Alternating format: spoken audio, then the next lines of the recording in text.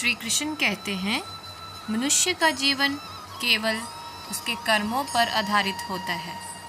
वह जैसा कर्म करता है उसका जीवन वैसा ही हो जाता है। एक दिन एक अमीर आदमी भगवान शिव के दर्शन करने के लिए मंदिर में गया। इस अमीर आदमी ने बहुत ही महंगे जूते पहन रखे थे और उसने ऐसा भी सुना था कि इस मंदिर में अक्सर चोरी होती रहती है। इस वजह से उसका मन नहीं हुआ कि वह अपने कीमती जूते वहाँ बाहर छोड़कर चला जाए। वह मंदिर में नहीं जा सकता था और ऐसे में बाहर छोड़कर वह जाना नहीं चाहता था। अब वह करे तो क्या करे, वह बड़ी दुविधा में पड़ गया था।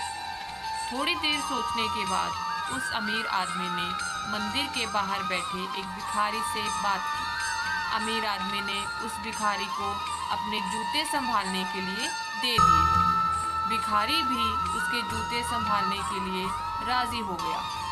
फिर वो अमीर आदमी अंदर मंदिर में पूजा करने के लिए चला गया। पूजा में बैठे बैठे उस अमीर आदमी के मन में ख्याल आया कि भगवान ने कैसी विषम दुनिया बनाई है। मेरे जैसे कई लोगों को पैरों में कीमती जूते पहनने लायक बना,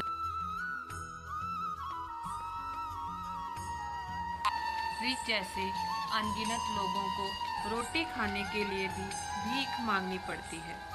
वो अमीर आदमी मन ही मन भगवान से फरियाद करते हुए बोला कि आपने सब लोगों को एक समान क्यों नहीं बनाया? आपने सभी को एक जैसी सुविधा क्यों नहीं दी? फिर उसके मन में ख्याल आया कि यहाँ से वापस जाते समय वो सब भिखारी को 500 रुपये देकर जाएगा।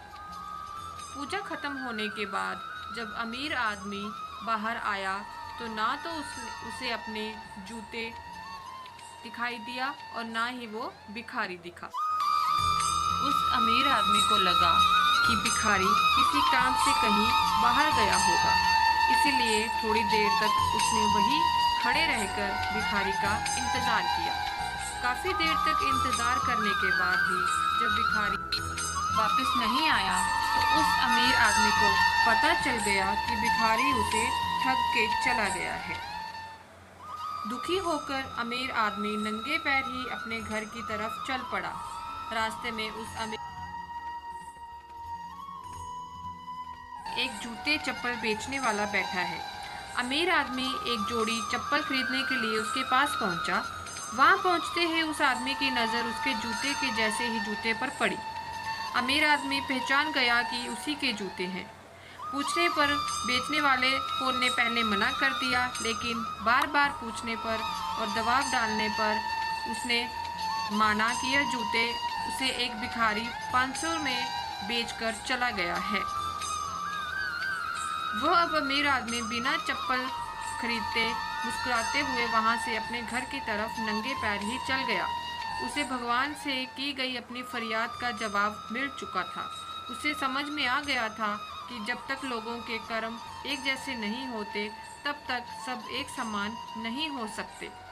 भगवान ने उस भिखारी के तकदीर में 500 रुपये लिखे ही थे, लेकिन उसे कर्म करके उन्हें कैसे लेना है यह उस भिखारी के हाथ में था।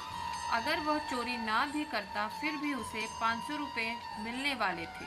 शायद उसके ऐसे ही बुरे कर्मों की वजह से आज वो एक भिखारी था। तो अगर आपको ये वीडियो अच्छी लगी है तो प्लीज़ मेरे चैनल को लाइक एंड सब्सक्राइब करिए।